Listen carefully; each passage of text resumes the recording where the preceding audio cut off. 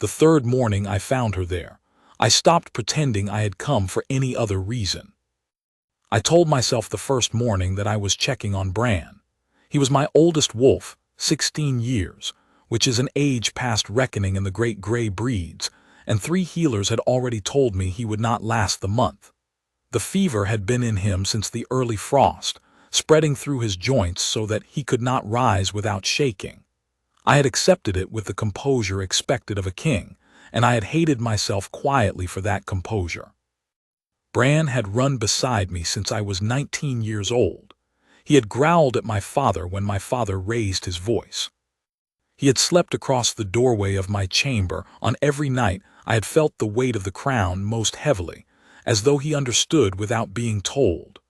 Watching him decline had cost me more than I let anyone see.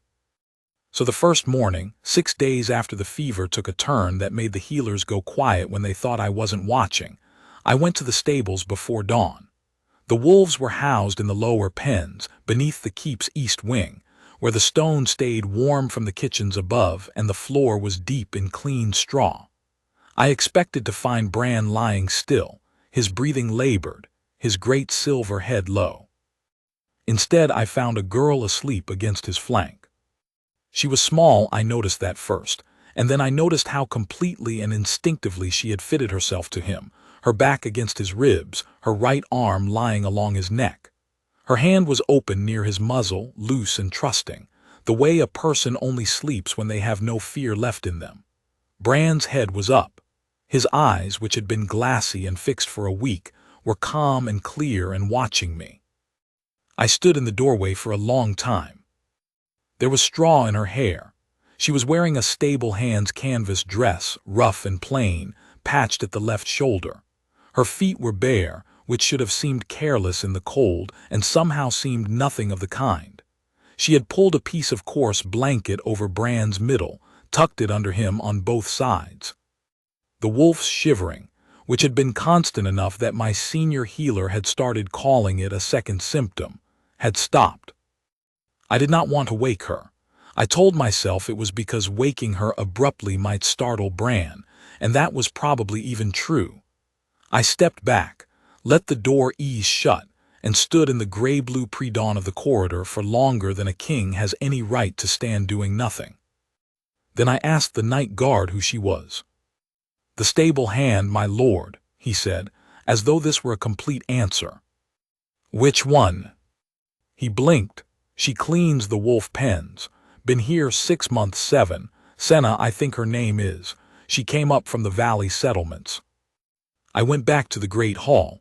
I sat through the morning council. I gave 3 judgments I cannot now remember the substance of, though I am told they were sound. And I thought about the way Bran had been watching the doorway with eyes that had been dull for weeks and were, in that moment, entirely alive. The second morning I told myself I wanted to see if the wolf was still improving. That was the morning I began to understand that I was not entirely honest with myself. She was there again. This time she was awake, sitting cross-legged in the straw with Bran's head in her lap, her fingers moving slowly through the fur behind his ears in long, steady strokes. She was speaking to him too quietly for me to hear, her face angled down toward his in the easy, intimate way of someone who has said everything important already, and is simply keeping the conversation open. One of the younger wolves, a 2-year gray named Ash, who had been skittish since his sire died in the autumn hunt, was pressed against her other side, his nose in her shoulder, and he too was quiet in a way I had not seen him be quiet since his sire was alive. She did not hear me at the door. I had come softly, and the morning wind off the river covered what little sound I made, and so I had a moment before she looked up that I would find myself returning to for a long time afterward. She looked settled. That is the only word that fits. Not resigned, the way people look when they have given up on wanting something better. Settled the way a fire is settled when it has found good wood and has nowhere urgent to be. Content in the work of the moment, her hands moving, the wolf breathing, the gray pre-dawn pressing soft against the high pen windows. Then she turned and saw me. I had expected her to scramble upright, and she nearly did. I watched her body make the first motion of it, hands lifting from Bran's neck. But she stopped herself. She looked at me steadily for a breath.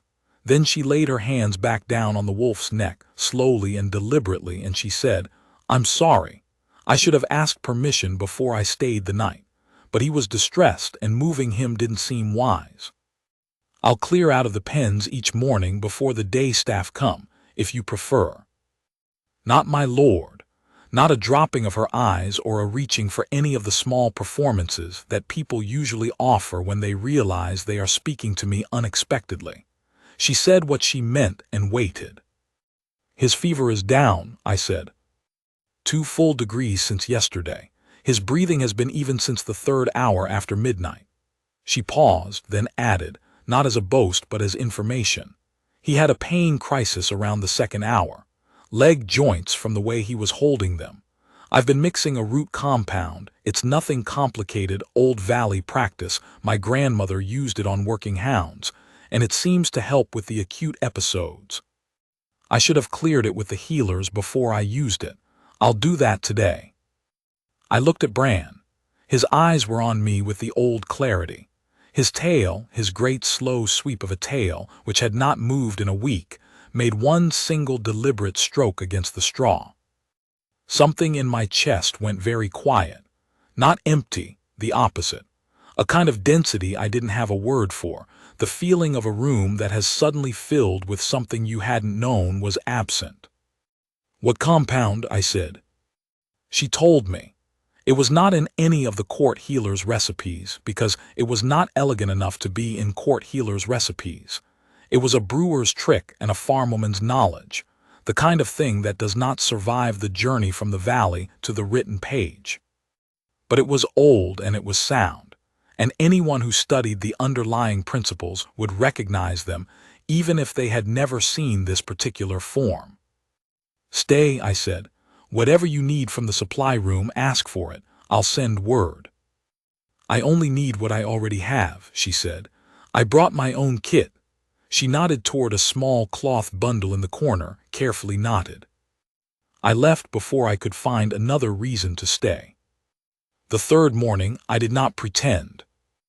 I came at the same hour, just before the light shifted from black to pale gray, and I came because I wanted to come, and I had stopped constructing reasons for wanting it. She was asleep again, which I had somehow known she would be. Bran had his head in her lap as before. He was asleep too, which was not something he had done easily in 3 weeks, and his chest was rising and falling in long, steady intervals. The younger wolves had multiplied, 4 of them now, distributed around her like warm gray stones. I did not leave. I found a low wooden rail to lean against, and I watched, and after a while I recognized what I was feeling. It is a rare thing, and I did not have a ready name for it. The particular quiet that comes from seeing something exactly as it should be, in the place it belongs, at the precise moment you are watching it. A rightness, without argument. I had not known this girl existed 6 days ago.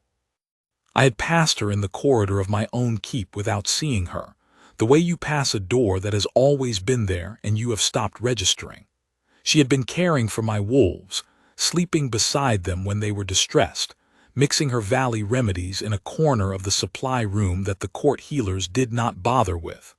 All of this had been happening inside my own walls, and I had not known her name. The thought sat in me oddly, and with more weight than I could fully account for.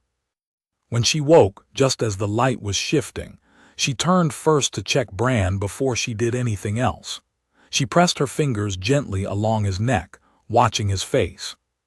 Whatever she found there satisfied her.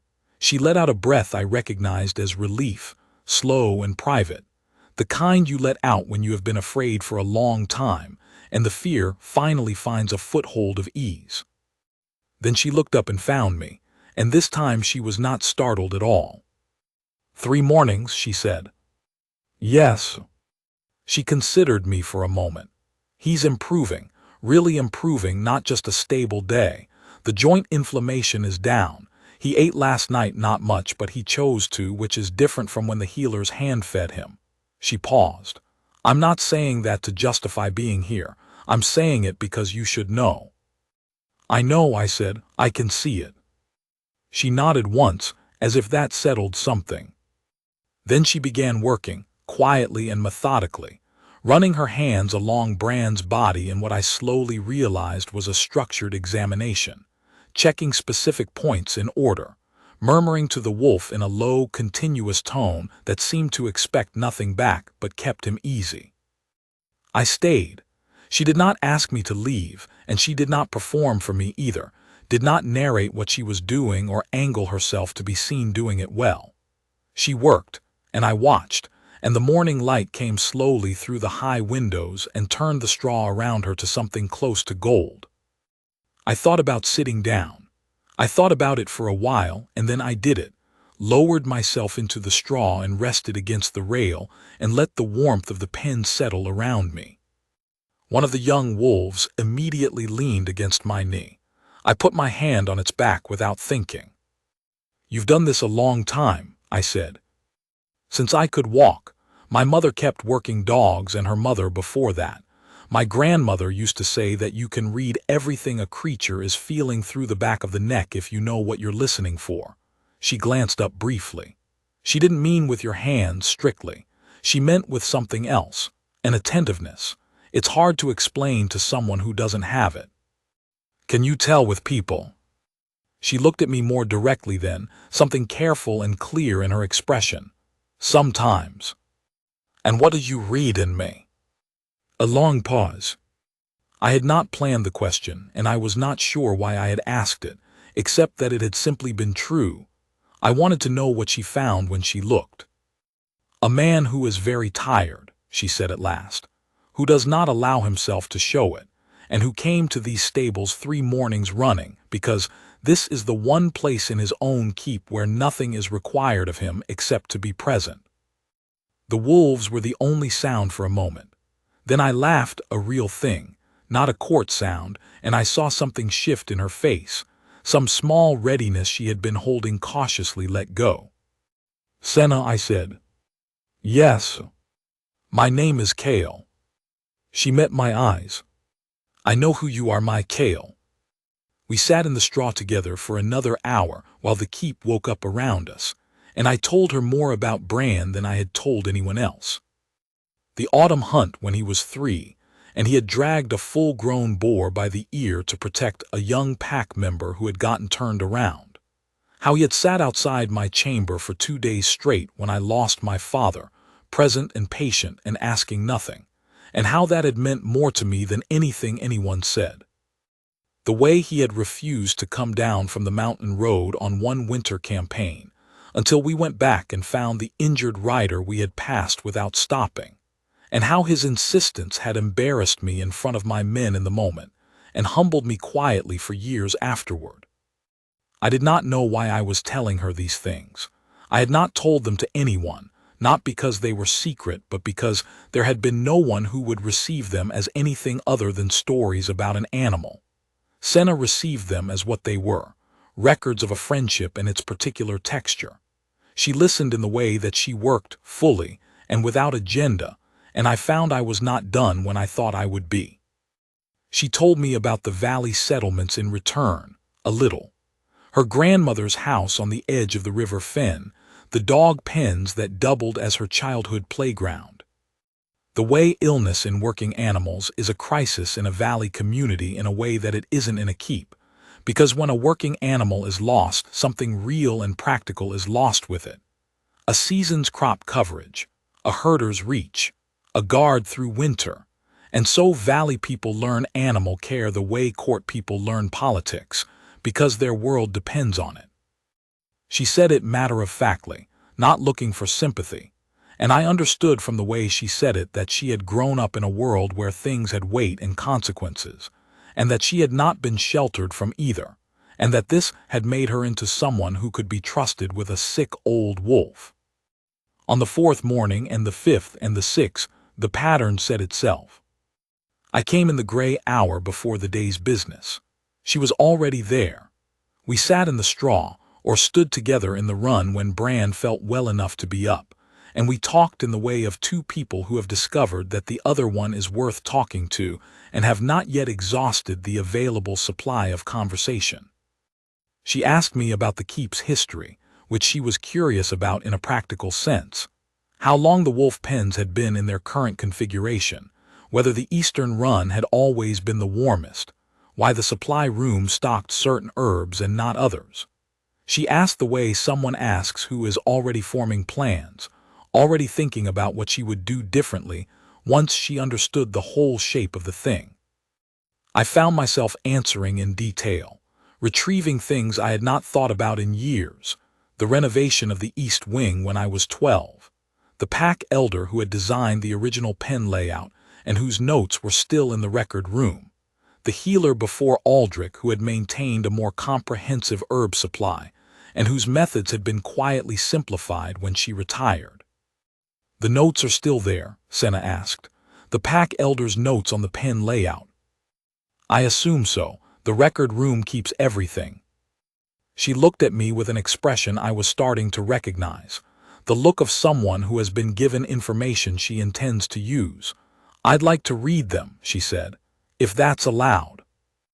"I'll have them sent to you," I said. "I can go to the record room." "I'll have them sent to you," I said again, because the record room's keeper is a man named Torval who has been managing access to documents since before I was king, and who will spend 40 minutes establishing your exact role in the keep before he allows you to look at anything, and I would like you to have the notes this week rather than next. She considered this. "That's very kind." "It's efficient," I said. "There's a difference." "You said that to me once," she said, with a slight curve at the corner of her mouth. "About honesty and kindness. I am using it back." The notes arrived that afternoon. I know because Pell, the young groom, told me she had spent 3 hours with them in the corner of the supply room, and emerged with a list of adjustments she wanted to make to the East Run before the deep winter. He reported this with the enthusiasm of someone who considers himself a junior participant in a worthwhile project, which I suppose he was. I left when the morning's first business would no longer wait. I looked back once from the doorway, and Bran was watching me go. His tail moved again, that same slow, deliberate stroke.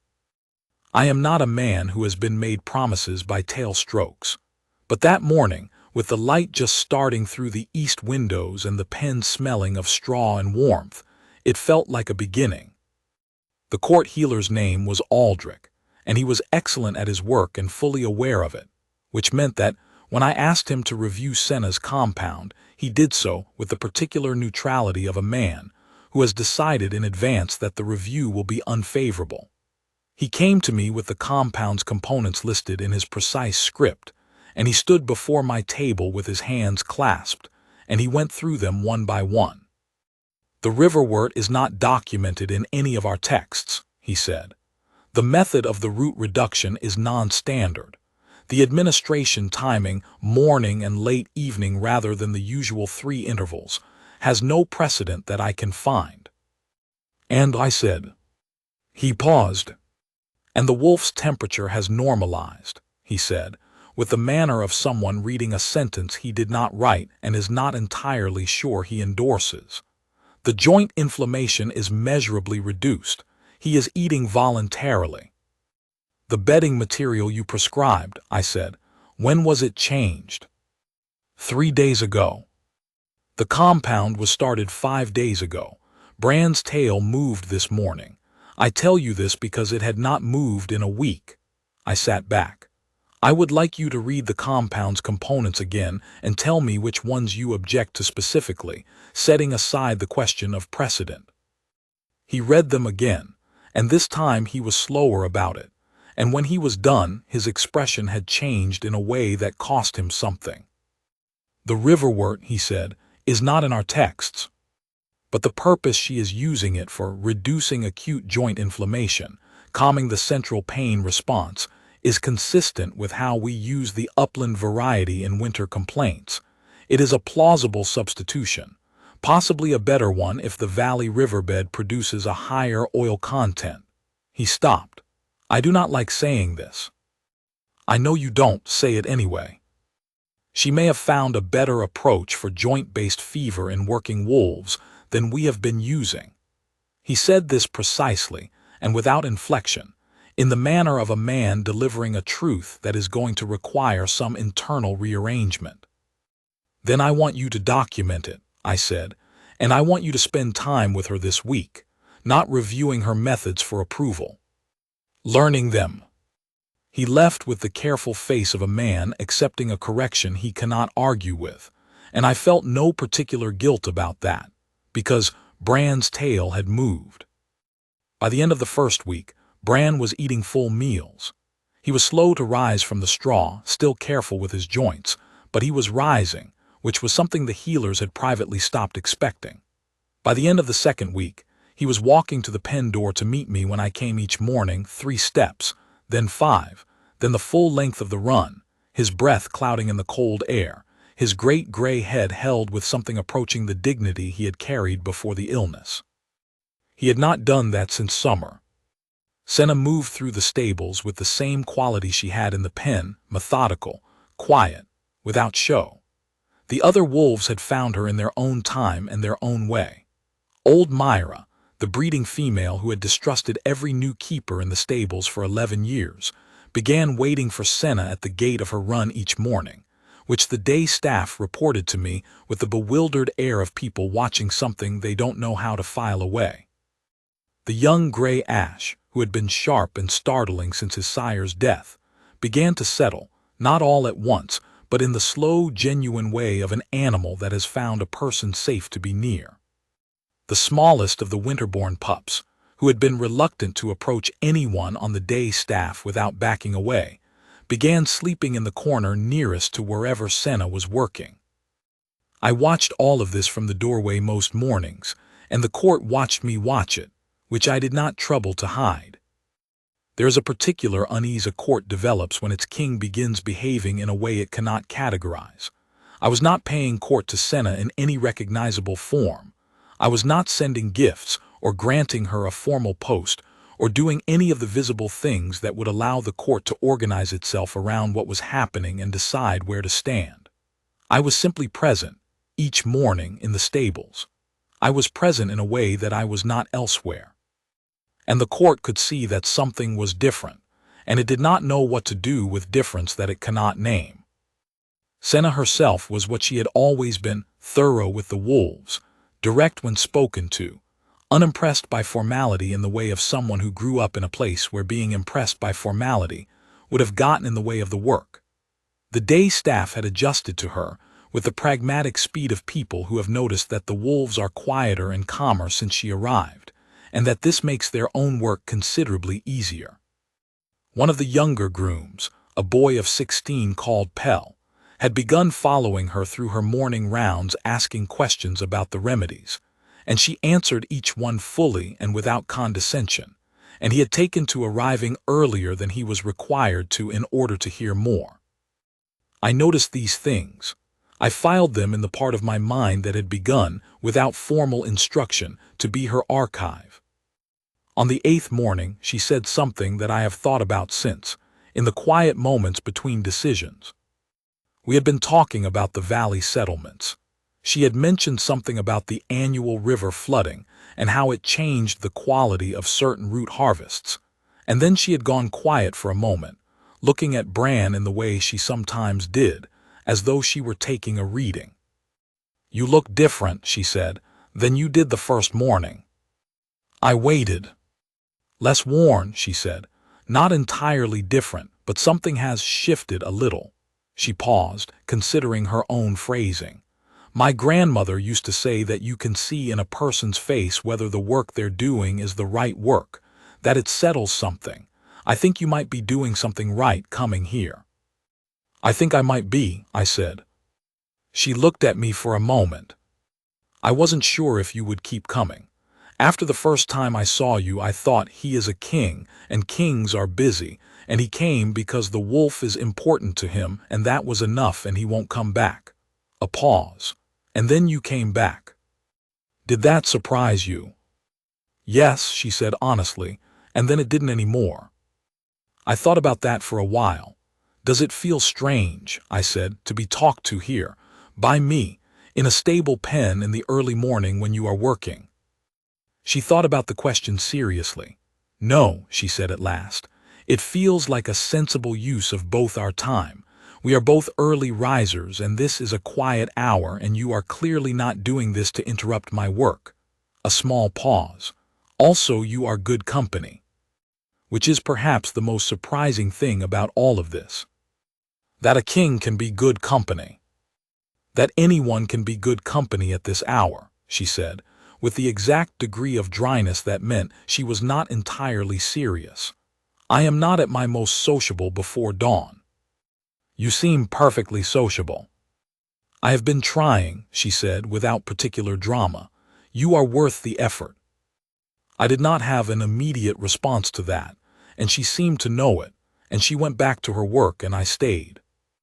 Aldrich came to me on the 10th day, with the manner of a man delivering news he has convinced himself is his duty. My lord, he stood at the correct distance and used the correct tone and was, beneath it, genuinely uneasy. The stable hand. The pack seniors have been making inquiries about the time you spend in the wolf pens. What sort of inquiries? Concerning inquiries, he said carefully, about the appropriateness of the arrangement. I looked at him for a moment. The arrangement in which my oldest wolf has recovered from an illness your methods could not treat. He had the grace to look uncomfortable. The concern is not primarily medical, my lord. I see, I sat back. Tell the pack seniors that the Alpha King's morning schedule is the Alpha King's affair, and that if they have substantive concerns about the health of the pack wolves they may submit them in writing, at which point I will give those concerns the careful attention they deserve. I paused. Which will be thorough. He left. I did not think the pack seniors would send letters. But I understood what was happening, had understood it before Aldrich came to say it. The court was adjusting its reading of me.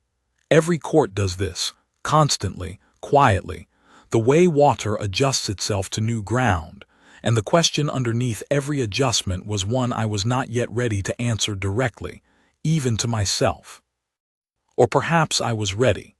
Perhaps I had been ready from the third morning, and what I was waiting for was something that had nothing to do with readiness and everything to do with honesty.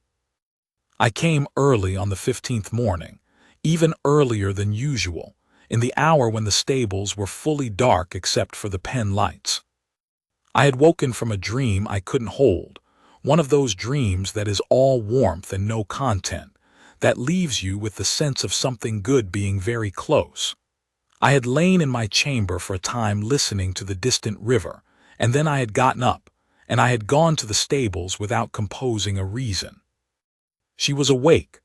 Bran was beside her, fully upright now, and they were sitting in the loose companionable silence of two creatures who have said what needs saying. The pen light caught her hair and her hands and the pale gray of Bran's coat all at once, and the image assembled itself in front of me with a completeness that stopped my feet in the doorway. She heard me, she turned. He walked the full circuit of the run tonight, she said. 3 times without resting. I know, I said. Though I didn't, the night staff would have reported it in the morning, and I would have been glad. And now I was glad in a different register entirely, in the register that has Senna's face in it and the pen light at this particular hour. She looked at me for a longer beat than usual. She had gotten used to my presence in the mornings, but not entirely used to it. She still looked at me each time with a small, careful assessment, as if checking whether anything had changed. I had come to understand that this was not distrust. It was thoroughness. She looked at everything that way, at the wolves, at the remedies, at the pen conditions, at me. She was taking accurate account. Something is different, she said. It was not a question. That was the thing about Senna. She did not dress her perceptions as questions when she was certain enough. She said what she found and let the finding stand. Yes, I said. I came into the pen and sat in the straw across from her, which I had not done before. I had always kept the rail between us, some habitual formality I hadn't examined. Bran lifted his head and put it in my lap, which he had not done since before the illness, and I felt the solid, familiar weight of him settle there, and I was grateful for something to do with my hands, and then I forgot about my hands entirely. "You have been kind to me," I said, without knowing who I was, and before you had any reason to expect anything from it. She was quiet for a moment. "I don't know that that's true. I knew who you were by the second morning. You knew my title. I knew enough. You were kind anyway." She looked at me steadily. "I was honest. I think you're confusing the two." "I don't think I am," I said.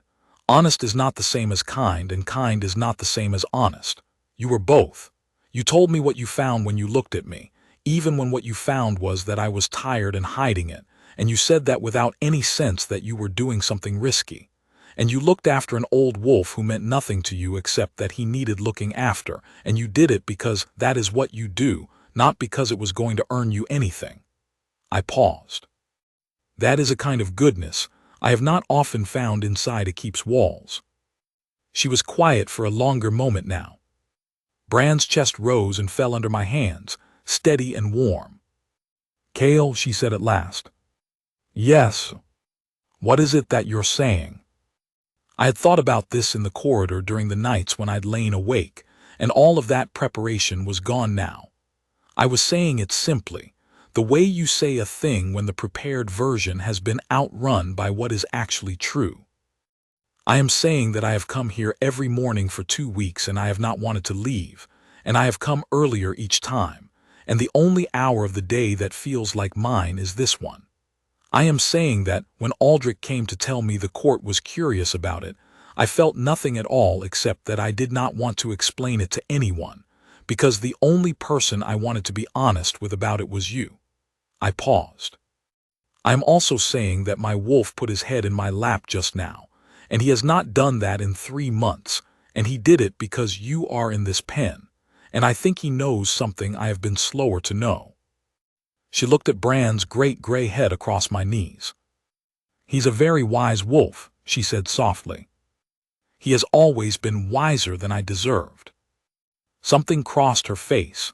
Not a decision exactly, but the moment before a decision, when you are gathering yourself to say a true thing that has been true for a while already. "I came here at night," she said, "because he was distressed and I couldn't sleep for thinking about it. That's what I told myself. And that was true the first night. The second night, I knew you had been in the morning and I had been thinking about that all day, and I told myself that was incidental." A pause, very quiet. "It wasn't incidental." The wolves around us were a circle of warmth and deep breathing. The pen light made everything amber and close. "No," I said, "it wasn't." I reached across the straw between us and took her hand simply, carefully, as you take something you mean to keep safe. She looked down at my hand and then up at me. Her fingers turned over and closed around mine. The mark rose on both our wrists in the same moment. I felt it before I saw it, a warmth spreading from the point of contact, tracing along the inside of my wrist in a line that was precise and certain, and without any particular urgency, as though it had been waiting for a reasonable moment, and had decided with some satisfaction that this was it. On her skin it rose as a pale silver blue, the color of moonlight caught in still water. On mine the same color, the same shape, the bond mark, which had not shown itself on any king of my line in 3 generations, and which the council had privately given up expecting to see. Senna looked down at our joined hands for a long time. "That," she said quietly, "was not in any of my grandmother's books." I started to laugh, the same real laugh I had laughed that second morning, the kind I don't know how to produce for an audience, and she looked up at me when I laughed, and her mouth curved into the first real smile I had seen her give. It changed her face completely and not at all, the way the right light changes a room. It was just more of what had always been there. "A fated bond," I said. "So it seems." You don't seem frightened. She considered this with the same care she gave every question. Should I be? Some people would be. I'm not some people, she said simply. And I've been sitting in this pen for 2 weeks knowing that something was happening in me that I couldn't quite name. This has a name. I find names useful. She looked at the mark on her wrist again. Also, I liked you before I knew about this, so the ordering feels correct. I lifted her hand and held it, looking at the mark, thinking about all the mornings it had been there in potential while I was standing in the doorway, telling myself I had come for the wolf. This changes things, she said. She said it not with fear but with the same practical clarity she used for everything, the same tone she used when assessing Bran's temperature. Here is the thing that is true, now let us understand it. It does, I agreed. Tell me what it means. Clan law, I would rather know all of it now. I told her. The bond law, the confirmation process, the rights and protections it conferred, the ceremony, what the council would be required to do and what they could not do regardless of their opinions. She listened to all of it without interruption, and when I was done, she was quiet for a moment. The rights are substantial, she said. They are old. They predate the council structure by 400 years. No council in the clan's history has successfully argued against a confirmed fated bond. Has any tried? Once, I said, 200 years ago, the council of Lord Fenrick's great-grandfather's time. They spent 3 years arguing, the bond held and the council was eventually replaced. She absorbed this with the expression of someone filing a piece of information for future reference. Your Fenrick comes from that line.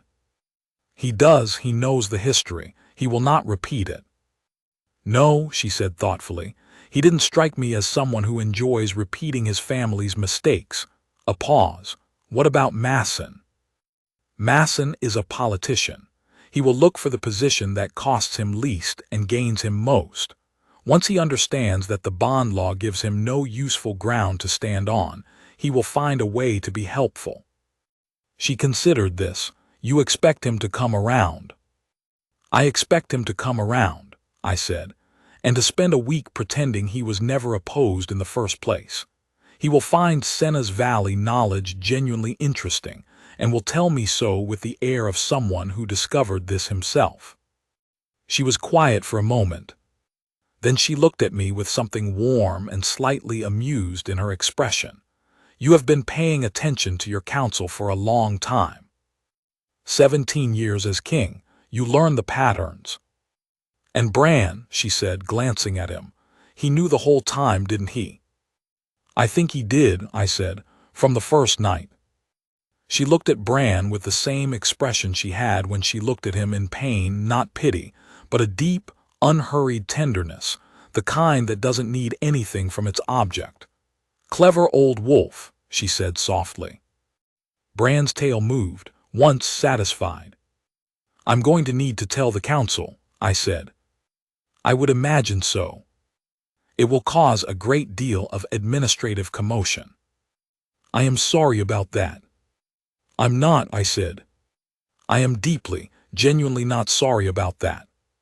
She laughed, a surprised sound, real and uncalculated, and Bran raised his head from my lap to look at her with the expression of a very old wolf who has known for some time how things would turn out and is content to have been proven right. The council meeting was the following morning, and I called it early, before the regular business, and I sent no message explaining the subject. I had found, in my years as king, that councils handle unexpected information better when they have not been allowed to organize their objections in advance. I walked in with Bran at my left side and Senna at my right, and I let the room see that first before I said anything. The council seniors were 12. 8 of them were thoughtful men and 4 were primarily political men, which is an ordinary distribution. And on that morning the 4 political ones looked at Senna and began calculating immediately, with the quiet, rapid assessment of people who are sorting categories before they have all the information. The 8 thoughtful ones looked at Bran, who was walking with a steadiness none of them had seen in weeks, his silver head level and his stride certain, and then at me, and their faces moved through a sequence that ended somewhere in the vicinity of understanding. Aldrich was there. The pack seniors who had sent him to speak to me were there too, Lord Fenric, who was old and careful, and had the genuine dignity of a man who has earned his position across decades, and Lord Masson, who was younger and considerably more impressed with his own instincts. It was Masson who spoke first. "My lord," he directed it at me, but his eyes cut to Senna with the quick evaluative sharpness of a man sorting categories. "The stable hand." "The Alpha King's fated mate," I said, straightforward first sentence without decoration. "The bond mark rose last night. You are welcome to examine it if you have doubts about what it is." I raised my wrist. The mark was clearly visible in the hall's morning light, silver blue and unmistakable, the shape that appeared in the old clan records and the old Bond paintings, and nowhere else in living memory. The room was quiet in the particular way that a room is quiet when it has received information it did not expect and is revising itself. Fenric, who was old enough to have studied the Bond texts as a young lord, leaned forward and looked at the mark carefully. His face was doing several things at once, and the one was wonder. "The royal bond mark," he said. "Yes. 3 generations since the last. So I understand." He sat back slowly. He looked at Senna with an expression that had moved entirely past the political into something more like the expression he had worn looking at the mark, a direct encounter with something old and true. "You are the stable hand," he said, not unkindly, more as if he were confirming the sequence of events, making sure he had the picture correctly assembled. "I care for working wolves," Senna said. Her voice was steady and unhurried. "I came to this keep 7 months ago from the valley settlements. I began tending the wolf pens because they needed tending and I knew how. I did not come here for any other reason." "The wolf Bran," Fenric said. "The healers had given him up." "The healers are excellent at court medicine," Senna said. "I have no complaint about their methods. I knew something they hadn't learned, and I used it." Aldrich had the expression of a man genuinely uncertain whether he is grateful or humbled. In my experience, that means he will end up being both, and will become better at his work for it. Masson had gathered himself. He had a politician's ability to recover from surprise, which is useful and also, I had found, occasionally a disadvantage, because it meant he sometimes recovered too quickly to have thought things through. "My lord, the protocol for a bond mark confirmation requires documentation from the clan records." "I know what it requires," I said. "I have read the clan law. We will follow it. Documentation by the day's end. The confirmation ceremony at the end of the week. At which point Senna will formally take the position of the Alpha King's fated Luna under clan law, with all rights and protections thereof." I paused. "Are there objections to the bond itself, as distinct from its paperwork?" There were not. There were, I could see, people in the room with opinions about her origin, her work, her lack of title and court history. But bond law is older than those opinions, and every person in that room knew it. And in any case, Bran was standing beside me with his full silver-gray height and his clear eyes and his deliberate tail. And I think Bran argued the case rather more effectively than anyone could have argued against it. The documentation was completed that afternoon. The clan record scribe was a meticulous woman named Darish who had been in the keep for 30 years, and who regarded every document she witnessed as a matter of personal integrity. And she sat across from Senna with her careful eyes, and she went through the bond law requirements one by one. Senna read everything before she accepted it. She asked 3 questions that revealed she understood clan law better than 2 of the council scribes in the room, and she asked them without apology and without performance, simply because the questions were relevant and she wanted the answers. Darish looked at her over the documents with an expression that I recognized as one she reserved for things she approved of.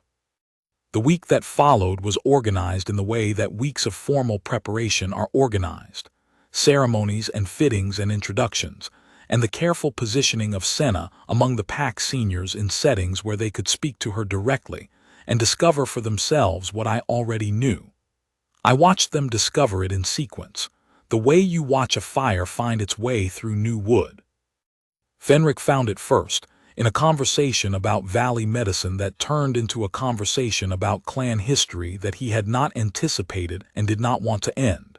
He came to me afterward with the expression of someone who has been surprised into admiration and finds it entirely acceptable. "She knows the old naming practices," he said, "for wolf packs. The original valley naming, before the clan standardization. I haven't spoken to anyone who knew those in 20 years. Aldrich found it in the supply room, where he had gone to examine her materials, and stayed for 2 hours asking questions about the riverwort preparation. He returned to his work with the careful satisfaction of a man who has learned something real and has decided to be glad about it, which took him a few days to settle into, but which, once settled, became a genuine thing. Even Masson found it, eventually, in the manner of a man who has been looking for a weakness and has run out of places to look. He came to me at the end of the week with the expression of someone who has reached a conclusion he didn't begin by expecting. "She argues well," he said. When the boundary discussion came up, she didn't defer and she didn't overclaim. She made the distinction I had been trying to make myself for 2 years, and she made it in 2 sentences. He paused. "I wanted you to know I said that." "I appreciate it," I said, and I did. Each morning I still went to the stables. Senna was always there before me, and Bran was always with her, and the morning hour had become the fixed point from which the rest of the day radiated. We sat in the straw and talked while the light came through the high windows, and the keep woke up around us, about the valley and the keep, about the pack and its different characters, about the old clan texts that Fenric had begun bringing her in the evenings, about what she was learning and what she had already known. She spoke about her grandmother often. I began to feel that I knew the woman. "She would have thought this was entirely normal," Senna said once, 3 days before the ceremony, with Bran between us and the morning light very good. "That is the thing about her. She regarded the world as fundamentally organized in sensible patterns, even when those patterns weren't immediately obvious. She would have said, of course, a fated bond. Of course it came through the wolves. How else would it have found him?" "Through the wolves," I repeated. "You were always in the stables," Senna said. "Every morning you came because of Bran, but you kept coming. You kept finding reasons. She would have said that was the bond looking for its way, the same way water looks for the low ground." She paused. "She would have liked you. She had no patience for pretension and very little for self-importance, and she liked people who could be quiet when quiet was the right thing." "I came to the stables," I said, 3 mornings before I stopped pretending about why." "I know," I counted. She looked at me with that clear, unhurried regard. "I also came the second night for reasons I wasn't being honest with myself about, so we are probably even." Bran made a sound that was, I was increasingly convinced, the wolf equivalent of a remark about the obvious. The ceremony was held in the great hall, at midday, when the light came through the high stone windows in long, clear angles, and made the hall into something better than it usually was. The pack gathered, all of them, the full complement, which was not required by ceremony, but was clearly what was going to happen regardless of what was required, because word had moved through the pack the way it always does when something real is happening, faster than any official announcement. The council took their positions. Darish was there with the documentation, and Aldrich in his formal healer's coat, and Fenric with the old clan ceremony text which he had gone personally to the record room to retrieve, which I knew because he had told me so, with the quiet satisfaction of a man handling something he considers important. Senna came from the wolf pens, because that was where she had been that morning, and she had not seen any particular reason to go elsewhere first, and then walk to the hall when she could simply walk to the hall. She was wearing the formal dress the keep seamstress had made, deep blue, simple, good materials, nothing excessive, which was precisely what she had asked for. She had straw in her hair, which the seamstress had probably not anticipated, and which I found I could not regret in the least. She walked the length of the hall, and she did not look at the gathered pack, or the council, or any of the faces turned toward her with their various forms of attention and assessment and revision. She looked at me steadily, the whole way down, with the same clear, unhurried regard she had turned on me that second morning, when she had put her hands back on Bran's neck, rather than scramble to her feet. I took her hand when she reached me. Under clan law, the fated bond is confirmed by the alignment of the two marks, when the bonded pair stand before witnesses and the marks resonate, visible to all present. I had read about this in the old clan texts, which described it in careful measured language and still managed to sound slightly odd. I had not expected it to feel the way it felt, a warmth that rose from the point of contact and spread outward, not just through my own wrist but into the air between us, silver blue and faintly luminous, visible to the whole hall in the clear noon light. Not a display, simply a truth made visible, the way truths sometimes become when they have been patient long enough. The hall was entirely silent.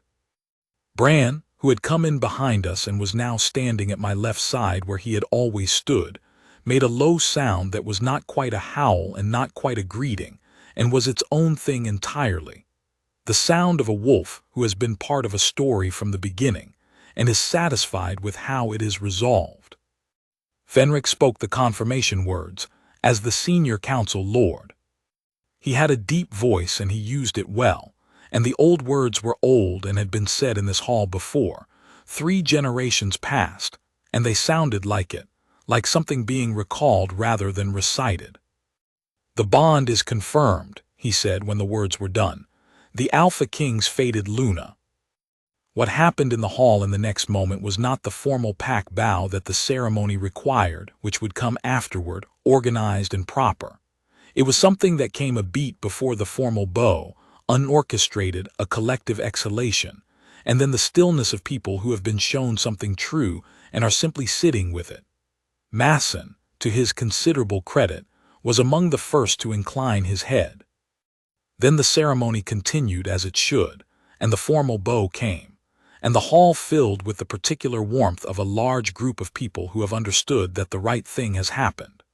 The afternoon was the feast that the pack had organized before I'd had any opportunity to have opinions about the scope of it, and the great hall held more warmth and more noise and more genuine ease than it had held in years. Masson came to find me before the feast was an hour old, which I had not expected this soon.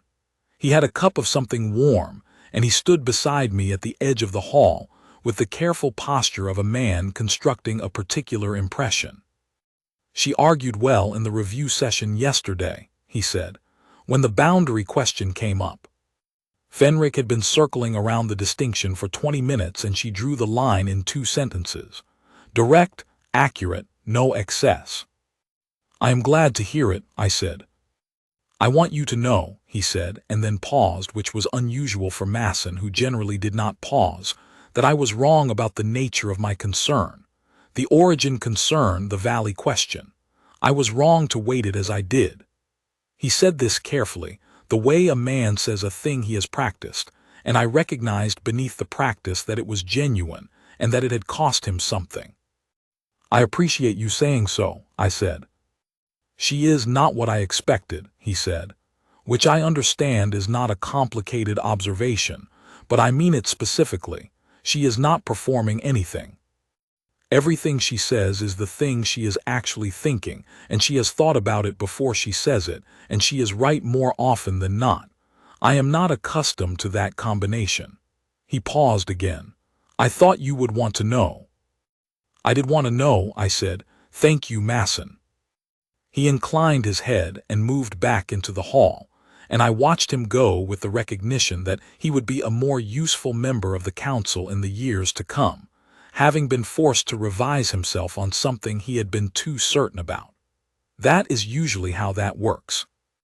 Fenric found me a little later, as the evening was settling into its warmest hour. He was carrying the old clan ceremony text, which he had not returned to the record room and clearly was not going to return tonight. "I've been thinking," he said, "about the last confirmed bond, my grandfather's time. The council then spent 3 years in opposition." He looked at me. "I want you to know that I thought about that when you walked in this morning, and I was glad I was not going to be on the wrong side of it." "I am glad of that too," I said. "She is good for the pack," he said simply. "Not because of the bond is its own thing and old law is old law, but separately from that. She is good for the pack." He looked across the hall to where Senna was standing with Bran and a circle of younger pack members who had apparently decided she was worth talking to. "The old naming practices," he said. "I haven't spoken to anyone who knew those in 20 years. My own granddaughter will not learn them from anyone else in this keep." "Then perhaps she should spend some time in the stables," I said. He smiled. I was going to suggest the same thing. Late in the evening, when the feast had moved from its formal register into something looser and more companionable, I found Senna standing at the edge of it with Bran beside her. He had been allowed into the hall for the evening, an exception I had authorized without waiting to be asked about it, and which I intended to make permanent, and he was leaning against her leg with the comfortable authority of a wolf who has concluded that this is simply where he lives now. She was watching the room with the same quality she had in the pen that second morning, settled, present. "How are you?" I asked. She considered the question seriously, which she did with every question. "Somewhat overwhelmed," she said, "which I think is appropriate." A pause. "Also genuinely good, which is not always the same thing as appropriate but is tonight." "It is tonight," I agreed. She turned to look at me, and the firelight was warm on her face, and the bond mark on her wrist glowed softly, the way it had taken to doing near firelight, as though it was pleased with the temperature. "Kale," she said, "what do you think would have happened if Bran hadn't gotten sick?" I thought about it, genuinely thought about it. The question deserved it. "I think," I said slowly, "that eventually one of the other wolves would have needed something the court healers couldn't manage, and someone would have sent for the valley woman who knew about working animals. Or I would have walked past the right corridor at the right moment and heard you talking to one of them through the door. Or I would have been riding out past the settlement route in the wrong season and come across you at a market, and something I didn't have a name for would have pulled me up short and made me turn around." I paused. "Or something else entirely that I can't imagine, but I think the answer is, eventually, somehow. Because I have come to believe that some things are looking for the place they belong, even if they take a long way around to find it." She was quiet for a moment, looking at the room. "My grandmother's principle," she said. "It holds," I said. She looked up at me. "She also used to say that the finding is not the end of it, that arriving somewhere is only the beginning of learning what it means to be there." A small pause. "I think she was right about that too." "I think she was," I said. I reached for her hand, and she gave it, and Bran pressed his great gray head against our joined hands with the settled certainty of a wolf who has arranged exactly what he intended to arrange and considers the matter complete. The hall was warm around us, and the fire was high, and I thought about 16 years of a wolf who had been wiser than I ever gave him credit for. He had lain still while she tended him. He had been patient. He had let her in, and he had watched the door each morning, and he had moved his tail twice in a week and put his head in my lap on the morning that mattered, and he had walked into the great hall that evening with the dignity of someone who knows they have earned their place in the story. There is a kind of debt to an animal like that which cannot be repaid.